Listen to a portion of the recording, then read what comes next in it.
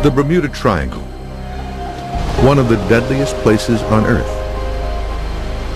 A hot zone where ships and airplanes vanish without a trace.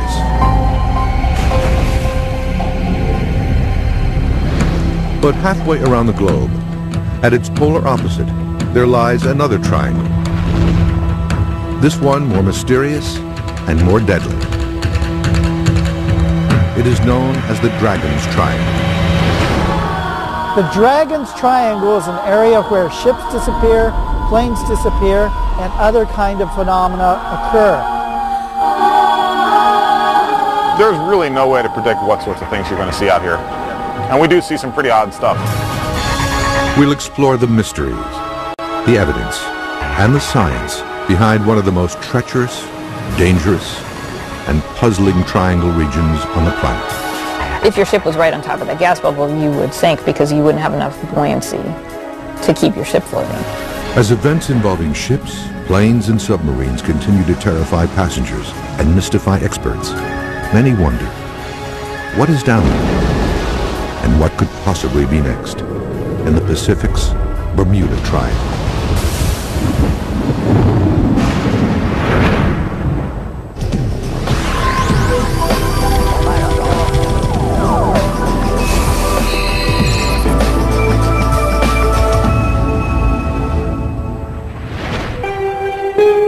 "25 degrees north, 142 degrees east. These are the coordinates of the center of one of the most mysterious triangle regions on Earth.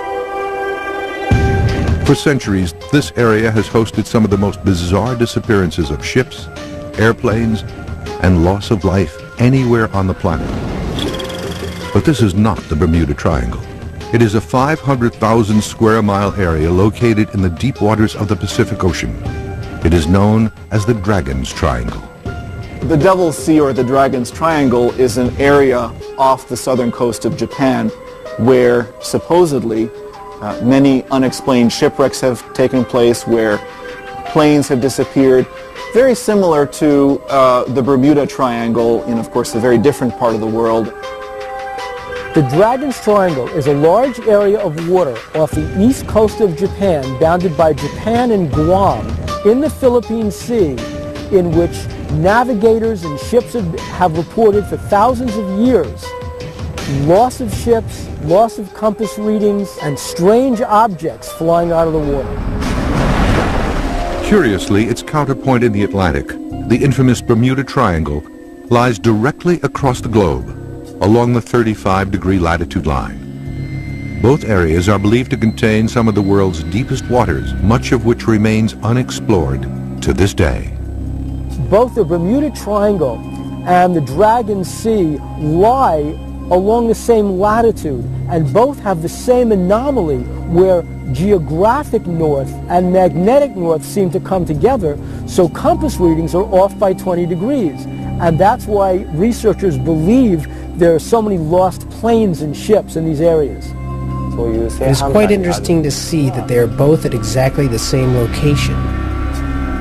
The boundaries of the Dragon's Triangle are generally believed to stretch from central Japan to Guam to the Mariana Islands. While lesser known to the west than the Bermuda Triangle, unexplained disappearances and strange phenomena occur in this area with a far greater and more alarming frequency. Since World War II, it is believed that over 1,500 vessels and hundreds of military, commercial, and civilian aircraft have disappeared. The Dragon's Triangle has had many more ships disappear than the Bermuda Triangle.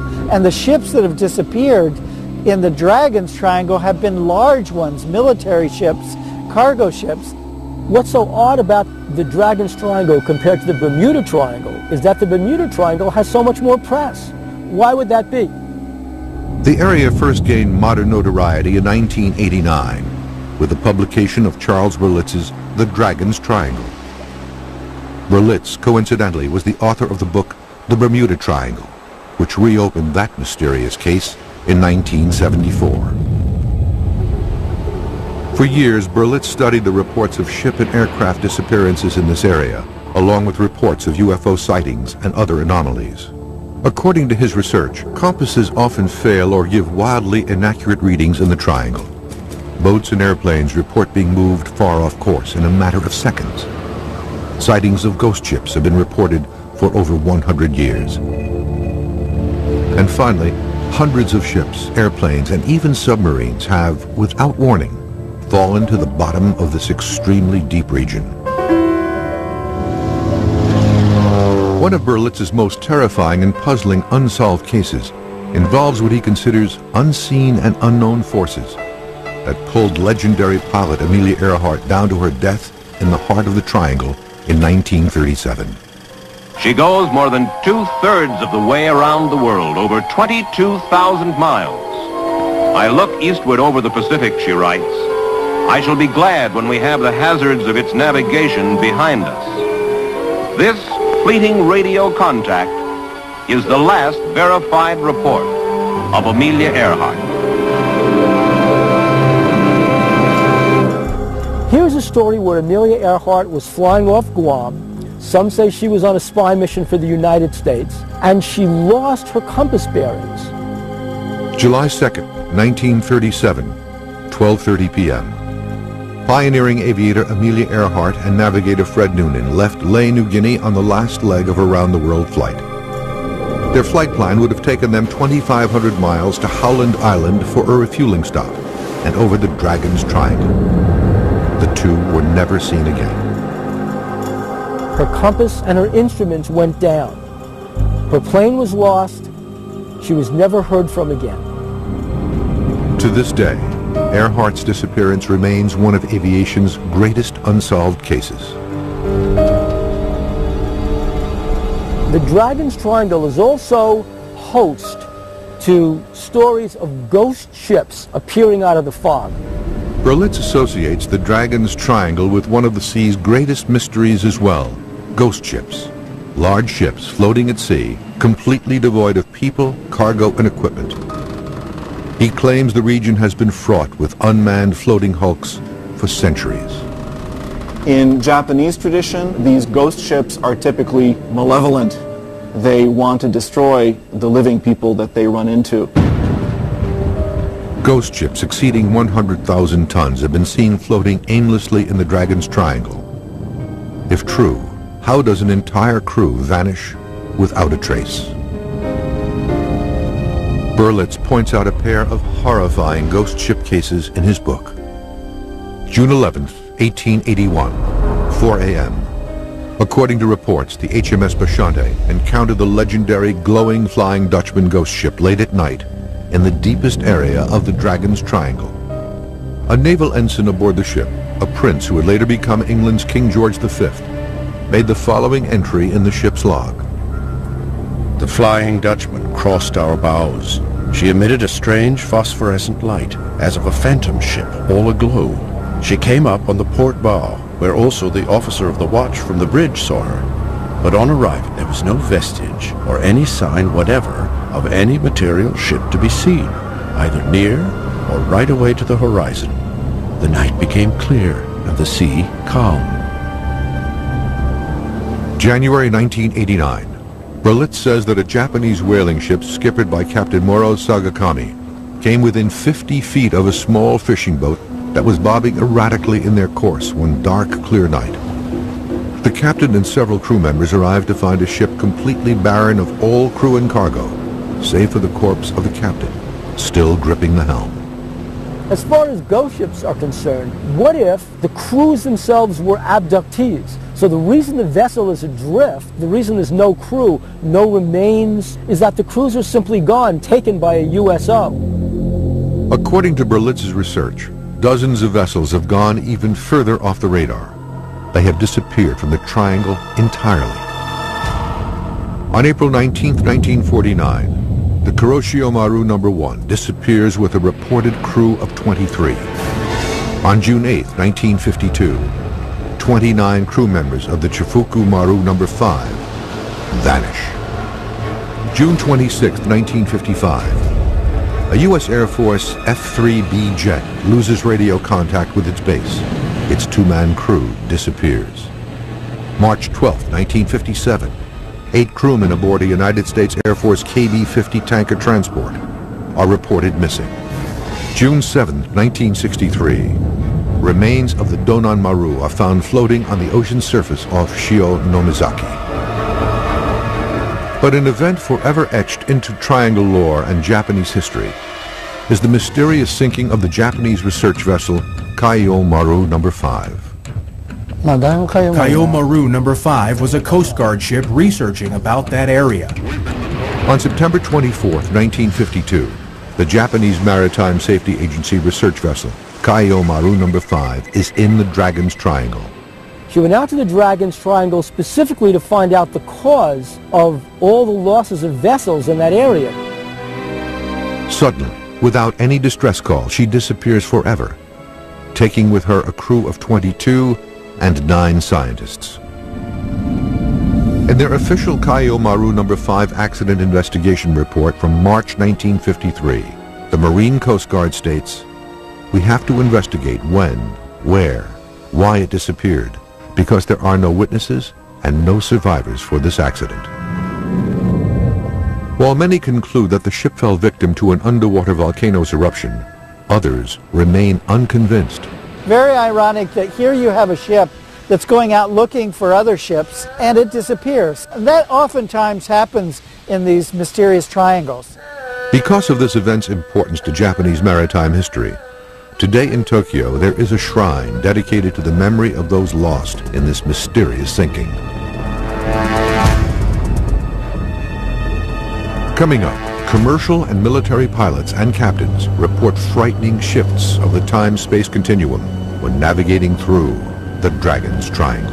He had experienced missing time during the period he saw the UFO.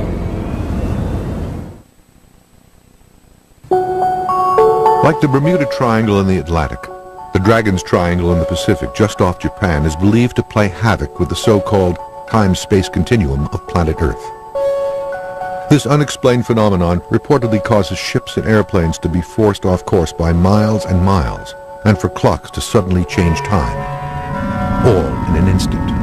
Some of the theories for the Dragon's Triangle include that it's an anomaly, that there's some kind of magnetic anomaly, that there's some kind of black hole in the ocean, that there's something from outer space that zooms down and has some kind of interaction with, craft there and they disappear. But as far as we know, things happen there and we don't know why. In the late 1950s, American television and radio personality Arthur Godfrey, an accomplished pilot in his own right, reportedly experiences a frightening occurrence in the Dragon's Triangle, one that nearly cost him his life. In the 1950s, the band leader and television personality from America, Arthur Godfrey, was piloting a twin-engine craft over the Dragon's Triangle. He saw a USO.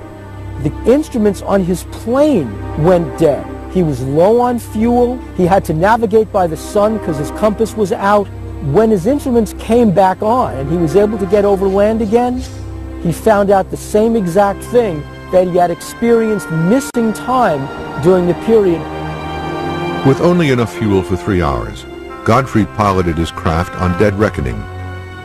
After 1 hour, his instrumentation returned, and he was able to return to course. However, Godfrey would later report that he inexplicably lost a half hour. His clocks literally rolled backwards. Fortunately for Godfrey and his crew, they safely arrived in Tokyo, avoiding the terrible fate of Amelia Earhart and countless others in the Dragon's Triangle.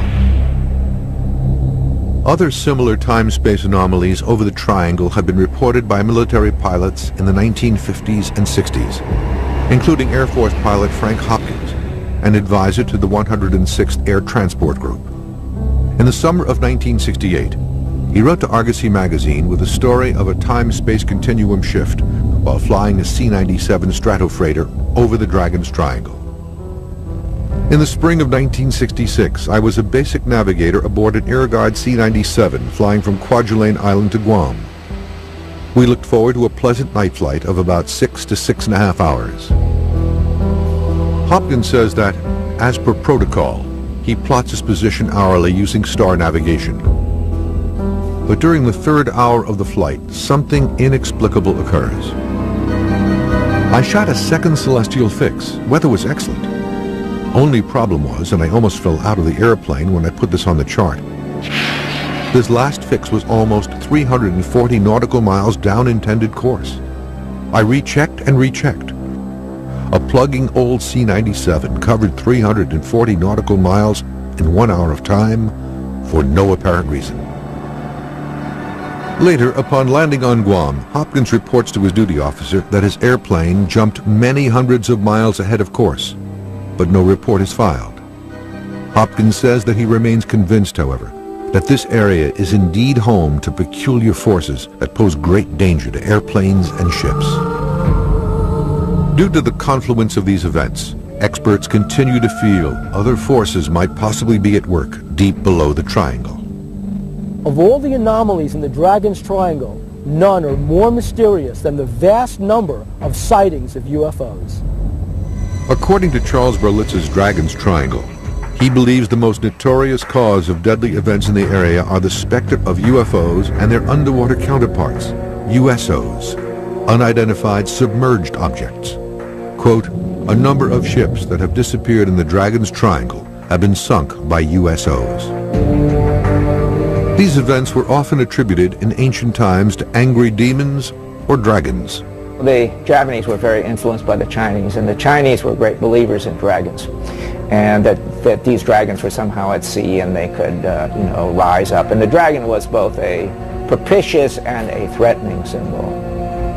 UFO experts in Japan and researchers like Berlitz all believe the apparitions in the triangle, thought to be monsters and dragons by early witnesses, were in fact UFOs. These reports continue to this day. As we studied about this area, we found many interesting scientific reasons for these incidents, which had been called mysterious. There was a report in the Japan Sea by a fishing boat. The fishermen reported seeing a huge UFO flying back and forth and lights in the ocean. Japanese ufologist Junichiro Kato, head of Our J, the Organization of UFO Research Japan, has been studying UFO phenomenon for almost 20 years. He has seen UFOs on numerous occasions over the waters near Japan and has photographed many of his sightings.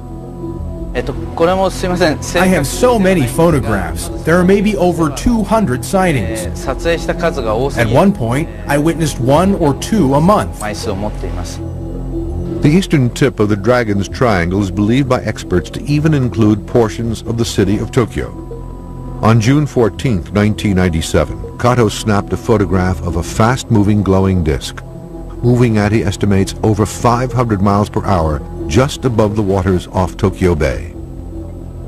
I took a picture of 3 UFOs flying in formation over the ocean near Tokyo Disneyland. The 3 UFOs made a triangle shape. This event was seen by 10 witnesses. The event was phoned into local Tokyo news outlets by several witnesses, but media reports were never filed. Kato was not the only modern Japanese witness to inform the History Channel of sightings of UFO-like objects over the Dragon's Triangle. Nobu Miyoshi, a Tokyo-based magazine editor, witnessed a UFO over the Dragon's Triangle while on this quiet beach about 30 miles south of Tokyo in 1990. In August of 1990, I saw an airplane going in one direction, and a white light appeared very close to the jet, and I wondered what it was. It moved like it was writing a W in the sky. It moved at 1 kilometer per second. It was quite quick. Before that, I didn't believe in UFOs. But since then, I became a believer. This unique experience leaves an indelible impression on Nobu. I wasn't scared. I was very surprised. I'd love to see it again and watch it much closer.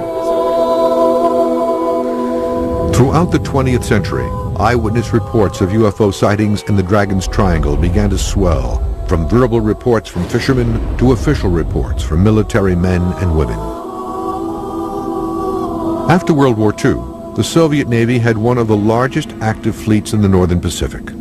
Over the years, sailors and officers aboard these vessels have been responsible for some of the best UFO reports in the Dragon's Triangle. In 1977, the Reconnaissance Division of the Soviet Navy organized a scientific research project to examine the issue of UFOs in the water. I was in charge of this group. At the end of 1977, we gave our large naval vessels instructions on how to observe UFOs. August 18, 1980. According to reports from Moscow-based UFO experts Vladimir Azhaja, the Russian research vessel Vladimir Volbirov moved slowly south through the Dragon's Triangle, around Japan, heading toward Okinawa. Just after midnight, suddenly and without warning, a cylindrical metallic UFO-like object is seen to rise slowly from the sea, hover, then dart away into the sky. The object's ability to hover has caused experts like Azhaja to believe that the craft was not man-made. To this day, the event remains a mystery. 8 months after this Russian event, another significant incident occurs in almost the exact same location. One of the more recent cases, and a fascinating case, is the Takikyoto Maru from 1981. They spotted a UFO, actually a USO, coming out of the water. April 17, 1981. It is a clear day and the seas are calm. The 165-foot Japanese freighter Takikyoto Maru is sailing 200 miles off Kanazawa with over 30 crew members. Suddenly, the crew is rocked as shockwaves roll through their ship. The seamen immediately assume they've been hit. April 17th of 1981, a Japanese ship sailing off the coast of Japan in an area that is noted as the Dragon's Triangle encountered a UFO that came out of the sea violently and caused huge waves to buffet the ship. Captain Usuda is at the helm when a bright, saucer-shaped object rises out of the water. The USO is over 50 feet in diameter and hovers silently over the ship. The ship's instruments, the compass, the various dials, the engines, all began to blur as the USO circled around the ship. The captain estimated that the USO circled the ship for about 15 minutes, then plunged back into the water. The waves were so violent, Usuda reports, the ship nearly capsized. Even more fierce turbulence occurs when the USO returns to the water. Here's the intriguing thing. When the instruments came back on, the captain compared the time on the radio to the time on the watches and found out the ship had lost 15 minutes in time. Coming up, a near-miss collision over the Dragon's Triangle almost dooms air passengers, crewmen, and the UFO. Reports of UFOs observing and hovering close to large ships is not new to the Dragon's Triangle. According to Japanese ufologist Junichiro Narasawa, a Japanese government research vessel, Kaiyo Maru, is a ship with an impressive UFO-related history. Launched in 1967, she became the largest ship in the Ministry of Agriculture's fleet, weighing in at over 2,500 tons. The Kaiyo Maru was also considered to be one of the most advanced nautical research ships of her time. On 2 known occasions, in 1984 and 1986, the premier research ship was reportedly tracked by a UFO. These chilling events were witnessed by at least 9 research scientists aboard the ship, including researcher Mikio Noganobu. In December 1984, Mr. Naganobu was in the Falkland Islands at the southern end of South America. One night, he saw 24 UFOs. They were like lights floating in the sky. Then they suddenly went in 3 different directions. The second reported sighting by the Kaiyo Maru occurs 2 years later, in 1986, but this time in the Dragon's Triangle. A huge, cigar-shaped UFO, over 100 feet long, is reported to approach the ship at high speed before diving into the water. According to Mr. Naganobu, he witnessed another event in 1986 in the Japan Sea. A huge, cigar-shaped UFO approached the ship. The only thing they saw was a small red light that kept disappearing. But this time, the UFO was seen on radar. These two extraordinary events were reported in detail in the Japanese edition of Scientific American magazine in September 1988. Scientific American magazine reported about these incidents. In the article, the editor actually described that this event is very important because it's an official report of the government research ship of the Ministry of Agriculture.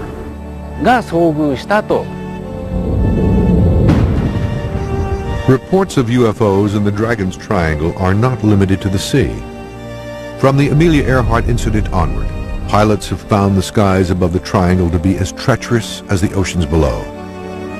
A significant air-to-air UFO event occurred over the western end of the triangle, a near-miss collision between an unidentified aircraft and a Toa Airlines Convair 240. One famous incident happened in Ikeda, when a pilot witnessed a UFO and the control tower announced to all the aircraft that there was a UFO approaching. March 18th, 1965, 7:06 p.m. In a harried report to the air traffic control tower in Tomakatsu, 43-year-old Captain Yoshiharu Inaba reports an unidentified oblong craft is approaching his jetliner as it cruises over the triangle, fast. Inaba then makes a 60-degree turn at over 500 miles per hour to avoid collision. The object stops abruptly, then follows alongside the airliner. Captain Inaba reports he's being shadowed by a UFO. He reports the object is 50 feet in length and radiates a greenish light. Several witnesses observe the situation from the ground. Meanwhile, a Piper Apache registered to Tokyo Airlines hears Captain Inaba's frantic transmissions. At 10:07 Universal Time, he sees the same UFO at 7,200 feet, heading east to Osaka and toward the Dragon's Triangle. Air traffic controller Akira Taguchi was at his post when Captain Inaba radios his report. He later confirms the object was seen over the mountains near Hiroshima and near the island of Shikoku. The same day, at roughly the same time, engineers who worked in the mountains near Hiroshima said they had seen something which had been a flying saucer. These are the facts. Nobody knows what this object really was.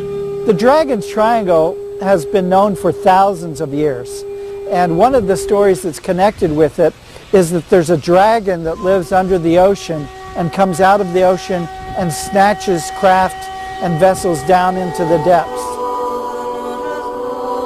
One of the world's earliest UFO stories, in fact, originates from the waters off Japan, along with what many believe to be the first modern drawings of UFOs. The legend of the Utsuro Bune, a mysterious alien woman who arrives from the bottom of the Pacific in a round, craft-like vessel, goes back centuries. A closer look at the drawings reveals a flying saucer-shaped object, similar to those seen by countless witnesses in the 20th century. These drawings are thought to be the earliest known UFO-themed prints. In the writings, they found a description of a bowl-like metal ship that arrived on a beach called Hirotono-hama. The witnesses approached and looked inside. There was a woman with smooth, light clothes. On the ship, there were letters that had never been seen before. They described what could have been a UFO in ancient Japan. There were no round ships in Japan at that time, so they believed it was a UFO. Most interesting part of the shapes of the Utsuro Bune. It is very similar to the modern UFOs. So my first interest is why the people can imagine this kind of shape 200 years ago. Kazuo Tanaka, a professor at Gifu University in Tokyo, reopened the Utsuro Bune legend in 1997. His investigation led him to ask if the mysterious woman who came out of the waters of the Pacific so long ago was really part of, quote, a close encounter of the third kind. I investigated the old ship in the Edo period, 200 years, intensively, but I could not find that any ships that is similar to these spherical shapes. This is similar to the Utsurobune. So it is very, very, I think, strange shape. Beginning in the early 1800s, Japan suddenly sees a bounty of Utsurobune drawings, all by different artists in different parts of the country, each one telling the exact same story of a mysterious woman emerging from an eerily similar saucer-shaped craft. The Utsurobune folklore is very famous in Japan, and had it done in many places in Japan. I could find 5 pictures. It is a little bit strange. So why people made so many drawings concerning the Utsurobune? It is a mystery. These strange coincidences cause experts like Tanaka to wonder if Japan, which was completely closed to outsiders and outside news until 1857, experienced a mass UFO sighting at around this time. The Utsurobune folklore in Japan has a key to solve the mystery of the modern UFOs, I think. Coming up, scientists examine the theories behind the mysterious disappearance of vessels in the Dragon's Triangle. The mysteries of the sea pervade Japanese culture and history. Stories and legends surrounding UFO activity in the Dragon's Triangle have been around for centuries. On September 24th, 1235, strange celestial lights are seen to move and hover above General Yoritsumi's army encampment in Kyoto, which terrified the troops. The objects were thought to be dragons from the sea, on their way to attack them.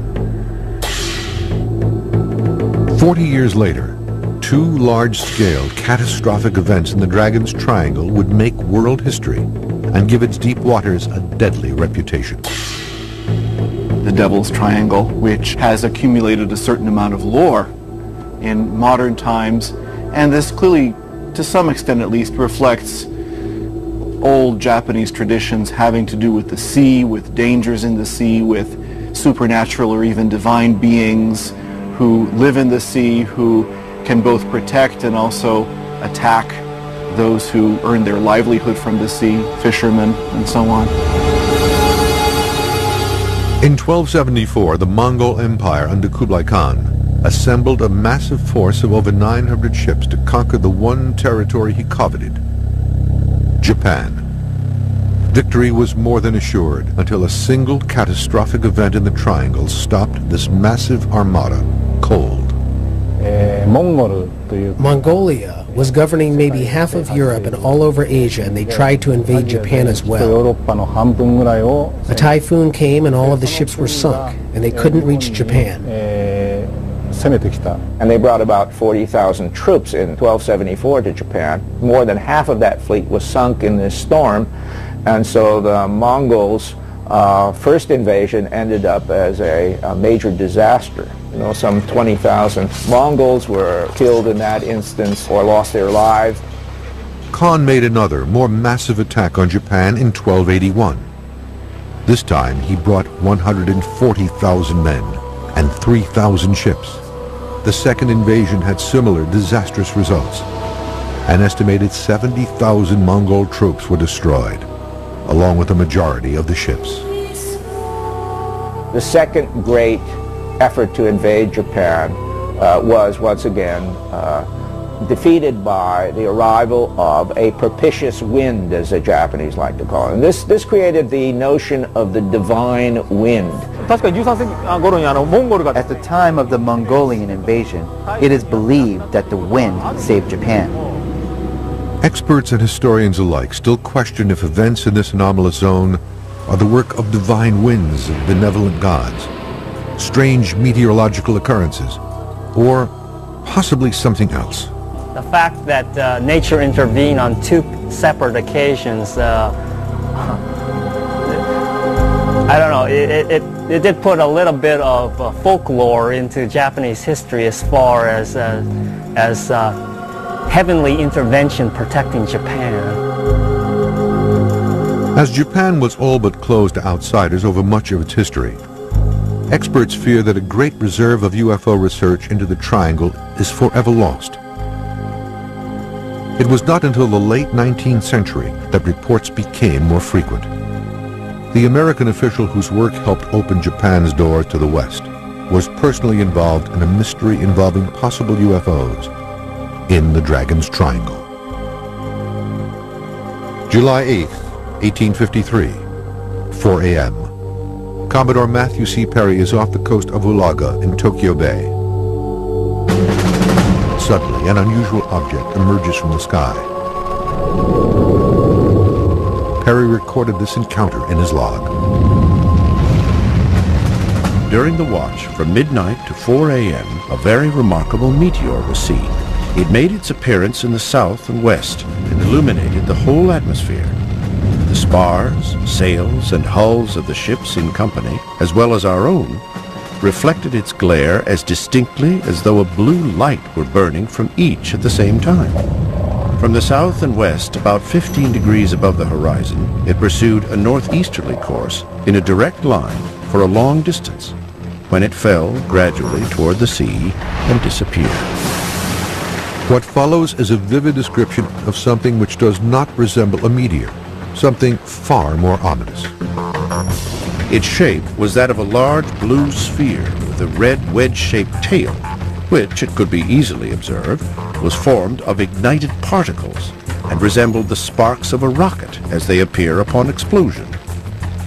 UFO researchers in Japan are convinced that Commodore Perry, during one of the most important voyages west by an American, witnessed a UFO in the heart of the Dragon's Triangle. There was a report of sightings of a UFO when the American leadership approached the Japanese government to open commerce. While his ship was floating at the Uraga, Perry wrote the report in his navigation diary. Others witnessed this sighting as well. Perry continued to search for clues and answers, but died 5 years later in 1858, without further insight into the events of that night. Coming up, scientists at the world's largest wave tank at Tokyo University recreate some of the most dramatic events seen in the Dragon's Triangle.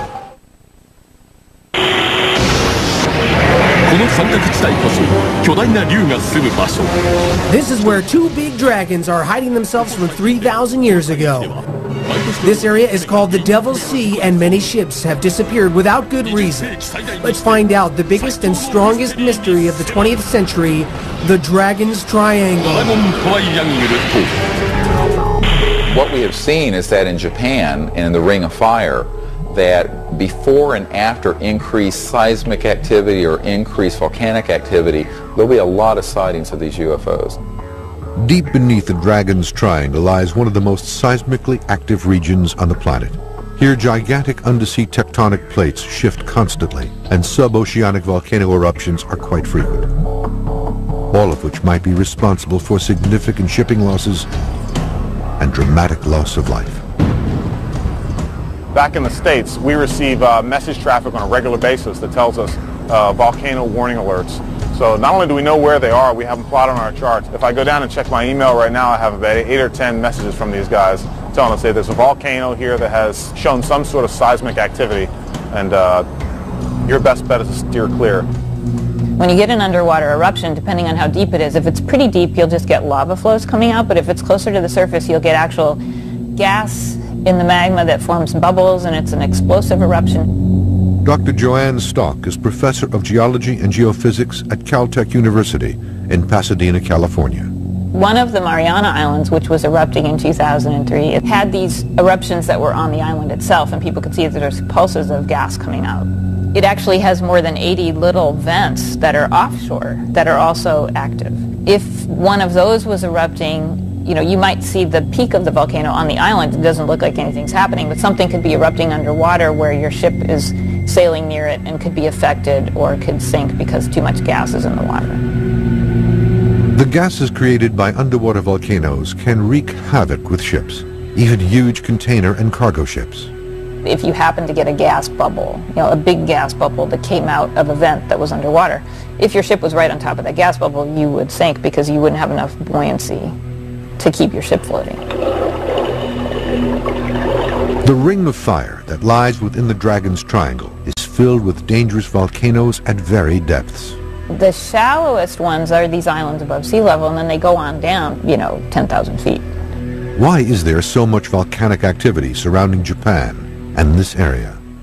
It may come as a surprise to some people to realize that the majority of the volcanism on the planet Earth is happening on the seafloor.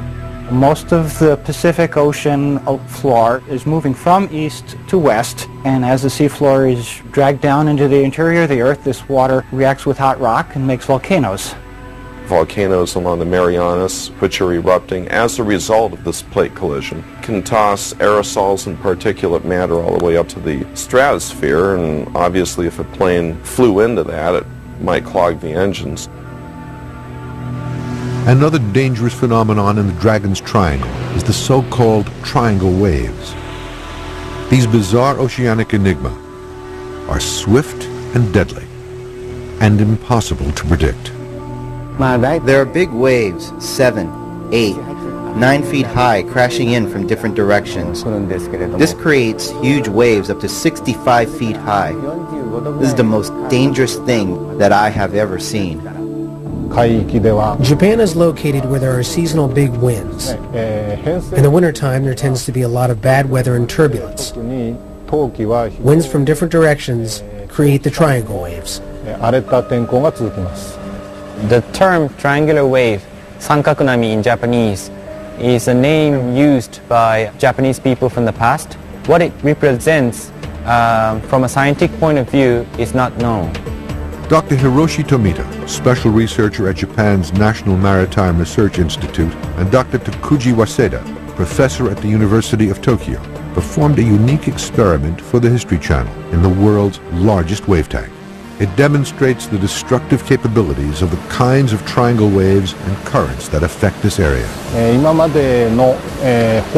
U.S. commercial ship reported that they actually saw a wave over 100 feet high, but it was measured by sight, so they don't have any scientific proof. What my team is trying to do is measure in a more scientific way. There are 32 plungers at the end of the tank, which we control the amplitude of the phase from a computer. These tank tests are scalable. The same thing can happen in the real ocean. Dr. Waseda illustrates the nature of a triangle wave. As two waves process each other, the wave pattern will form a triangular shape. When a ship encounters these kind of triangular shaped wave, the ship can move in quite a different way. Sometimes it can move this way, but sometimes it can roll. Roll, for example, for a ship is extremely dangerous. The energy piles up. It is said that the amplitude can be quite high because of the crossing sea. Not being able to predict the direction of the forces is a threat for a ship. The phenomenon of triangle waves is reportedly responsible for the destruction of many ships and great losses of life in the Dragon's Triangle. I think the scientific knowledge is very similar to the jigsaw puzzle. We have no piece that matches to the UFOs. There are many reports of accidents, so I consider that it is a dangerous area. But we cannot define those accidents either from a volcano, natural causes, or some mysterious UFO. For hundreds of years in the Dragon's Triangle, there have been countless reports of disappearances and eerie encounters with UFOs, drawing a perfect correlation to its mysterious counterpart in Bermuda, leading many researchers to call this hot zone the Pacific's Bermuda Triangle. I've seen all the reports. I believe there are many people who see it and don't talk about it. There are some people who say, I cannot believe until I see with my own eyes. But of course, the eyes are not always reliable. We have to research from many different points of view. Maybe there are some doors that open frequently to the different dimensions on this planet. So, in theory, maybe it's possible there are doors like that in the ocean. Modern researchers, both for the Dragon Sea off Japan and the Bermuda Triangle off the Florida coast, have hypothesized that there's an undersea UFO base or a USO base in those waters. They're very deep, there's a lot of volcanic activity, and sometimes the magnetic readings will throw off attempts to find objects on the bottom of the surface. So there may well be a USO base in the Dragon Sea off Japan.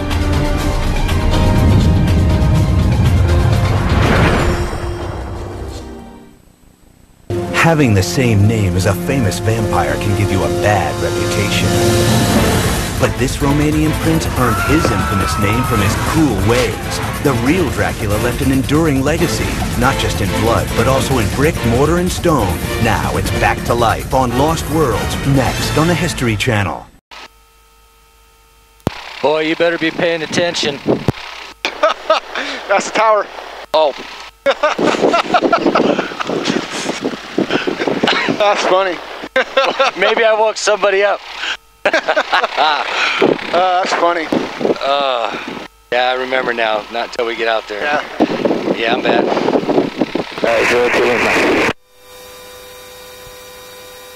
And I got a quick last minute check the brakes there. That was good. They held for me.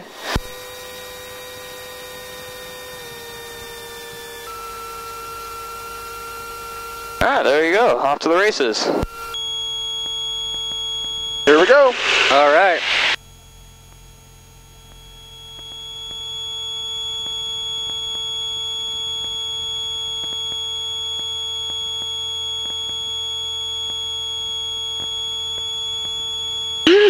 Wow. Here we go. Set. Power's coming in. Good engine. Brake release. Full power. And the good engine airspeed is alive. A little bit of gusts coming in. Full control down the runway. 70, rotate. And gear is coming up.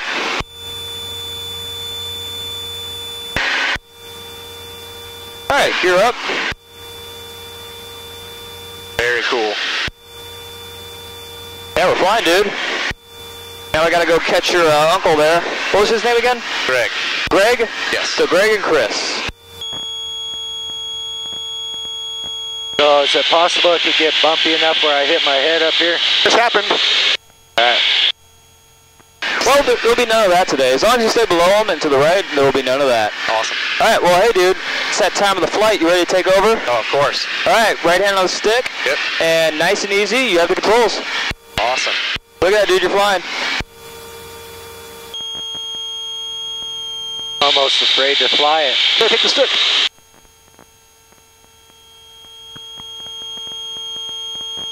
All right. Yeah. There's Knott's Berry Farm. How do I know? Huh? Knott's Berry Farm right down there. All right. It's a beautiful day in the neighborhood. Oh, yeah.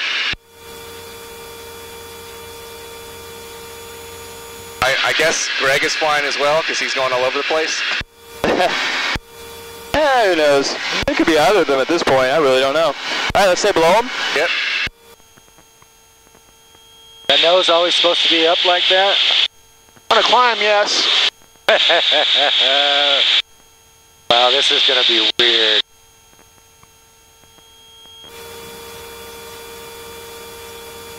Not bad. So far, so good. Usually in the first 30 seconds, everyone's all over the place, so it's pretty good that you're at least in the hemisphere. Yeah. Alright, it's climbing, so pull back on the stick some. Not too much, coming a little bit to the left.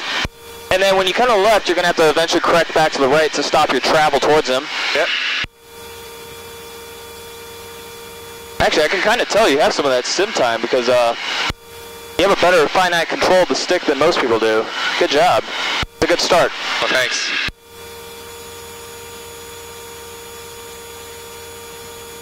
And Smudge Trojan, radio check. Yeah, loud and clear. Roger that, just want to check. I had my volume all the way down, so I wasn't sure if you were calling me or not. Nope. Air combat out of 2,700. Get it all. Hopefully I can fight through this, buddy. As long as everything, you tell me everything's going to be all right. Everything's going to be all right. Hey, the practice area frequency is 121.95, right? Affirmative. Okay. Damn, this is fun. Oh yeah. It's like a dream come true.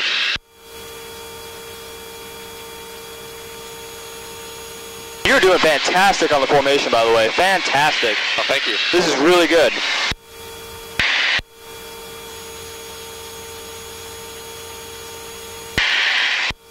Hey, if it's okay with you, we're going to go ahead and slide back. That way you can get a little bit of tracking time before we start the exercise. Yep. Roger. Roger, sliding back. All right, here's the next thing we're going to do. Gun sight's coming on. Yep. I want you to basically let him kind of slide in front of you. You might feel some of this wake turbulence right now, so no worries if that happens. Yep. Oh, yeah. Right. Yeah, there it is. Okay, go ahead and you have your gun sight on. You can see him, right? Yep. All right, go ahead and put that gun sight right on him. Let me know when you have it on him. I'm on him. And we're in a nice trail position. Whenever you'd like, you're clear to maneuver. Hey, here we go. Oh, some of that wash. Yeah, remember traffic, 11 o'clock, opposite direction, -800, about a mile. Yeah, oh, have him in sight.